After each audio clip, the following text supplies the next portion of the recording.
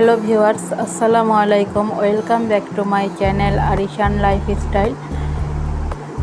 তো এই তো আজকে রাতে আমি যা যা রান্না করব, তো এখানে আনা হয়েছে পেঁপে, ঢেঁড়স, ধনিয়া পাতা, শসা। তো এখানে আমি যা যা রান্না করব সব কিছু আমি সুন্দর করে কেটে বেছে ধুয়ে গুছিয়ে নিয়েছি। তো এখন একের পর এক রান্না করব। তো কি কি রান্না করছি আজকে রাতের জন্য, তো এই সব কিছুই আপনাদের সাথে এই ব্লগে শেয়ার করেছি।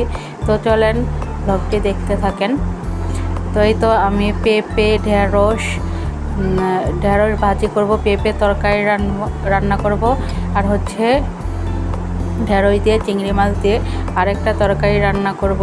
তো এই তো পেঁপেটা আমি প্রথমে ভাপে বসিয়ে দিয়েছি কষটা বেরিয়ে যাওয়ার জন্য। এরপর তরকারিটা আমি রান্না করে নেব। আর পাশের চুলাতে হচ্ছে আমি এখন ঢেঁড়স দিয়ে চিংড়ি মাছ দিয়ে ঢেঁড়স তরকারি রান্না করব। তো প্রথমে আমি পেঁয়াজের সাথে চিংড়ি মাছটা হচ্ছে কিছুক্ষণ ভেজে নিয়েছি। তো এখন হচ্ছে হলুদ, মরিচ, লবণ দিয়ে আরেকটু ভেজে এরপর দিয়ে দেব কষানোর জন্য পানি। তো এই তো আমি কষানোর জন্য পানিটা দিয়ে দিয়েছি। তো কষানো হয়ে গেলে হচ্ছে আমি ঢেঁড়সটা মশলার সাথে মিক্সড করে নেব। আর এই তো আমার পেঁপেটা ভাপ দেওয়া নেওয়া শেষ। এখন একটি জালিতে আমি পেঁপেটা ঢেলে দেব। তো এই তো হচ্ছে এখন মশলাটা আমার কষিয়ে নেওয়া শেষ। এখন ঢেঁড়সগুলো মশলার সাথে সুন্দর করে মিক্সড করে আরও কিছুক্ষণ ভেজে নিয়ে মশলার সাথে তারপর হচ্ছে আমি কষানোর জন্য পানি দিয়ে দেব। তো চিংড়ি মাছ দিয়ে এইভাবে ঢেঁড়স তরকারি রান্না করে খেলে কিন্তু অনেক বেশি মজা লাগে। তো আমার কিন্তু এই তরকারিটা অনেক বেশি পছন্দ। আমার মামানি খুব মজা করে এই চিংড়ি মাছ দিয়ে ঢেঁড়স তরকারিটা রান্না করতো।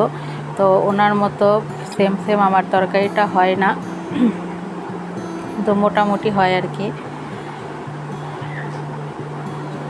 তো এই তো ঢেঁড়সটা আমি কষানোর জন্য পানি দিয়ে পাশে চুলাতে বসিয়ে দিয়েছি। আর এখানে হচ্ছে আমি পেঁপে তরকারিটা রান্না করে নিচ্ছি। তো প্রথমে আমি প্রথমে মাছগুলো ভেজে নিয়ে তারপরে হচ্ছে পেঁপেটাও কিছুক্ষণ ভেজে নিয়েছে। এখন হলুদ, মরিচ, আদা রসুনের বাটা, লবণ আর জিরা দিয়ে আরও কিছুক্ষণ আমি ভেজে নিয়েছি।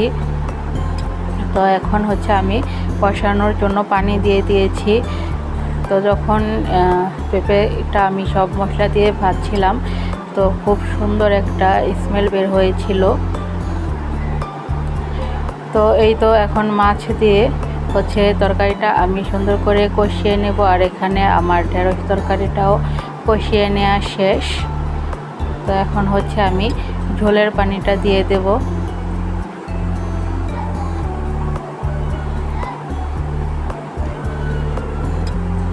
তো এই তো ঝোলের পানিটা আমার অ্যাড করা শেষ।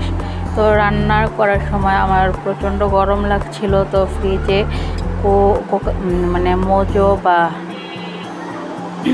মানে ড্রিঙ্ক জাতীয় কিছুই ছিল না। তো টক দইটা ছিল। তো এখানে আমি একটু শসা মিক্সড করে এখন রান্না করছিলাম আর খাচ্ছিলাম। তো টক দই দিয়ে শসা দিয়ে খেতে কিন্তু খুবই মজা লাগে। তো যারা খেতে পারে তাদের কাছে ভালো লাগে, আর যারা খেতে না পারে তাদের কাছে খুবই মানে বেমজার একটা খাদ্য। তো এই তো এখন আমি হচ্ছে ঢেঁড়সগুলো ফ্রাই করে নিচ্ছি। তো প্রথমে পেঁয়াজ আর মরিচটা হালকা ভেজে নিয়ে তো এখন ঢেঁড়সগুলো দিয়ে ঢেঁড়সটা আমি ডিম আঁচে কাঁচা কাঁচা করে ফ্রাই করে নেব। আর এখানে আমার পেঁপে তরকারিটাও রান্না করা শেষ। এখন হচ্ছে আমি এই তো ধনিয়া পাতা দিয়ে দিয়েছি। তো কিছুক্ষণ পর উঠিয়ে নিয়েছিলাম। তো এই তো আমার রান্না বান্না কমপ্লিট। তো এই তো আজকে আমি রান্না করেছি ভাত, ইলিশ মাছ দিয়ে পেঁপে তরকারি রান্না করেছি, ঢেঁড়স ভাজি করেছি, আর হচ্ছে চিংড়ি মাছ দিয়ে ঢেঁড়স দিয়ে আলু দিয়ে তো একটা ঝোল তরকারি রান্না করে নিয়েছি। তো এই ছিল আমার আজকের রান্নাবান্না। Thank you so much for watching my video. Bye bye, আল্লাহ হাফিজ।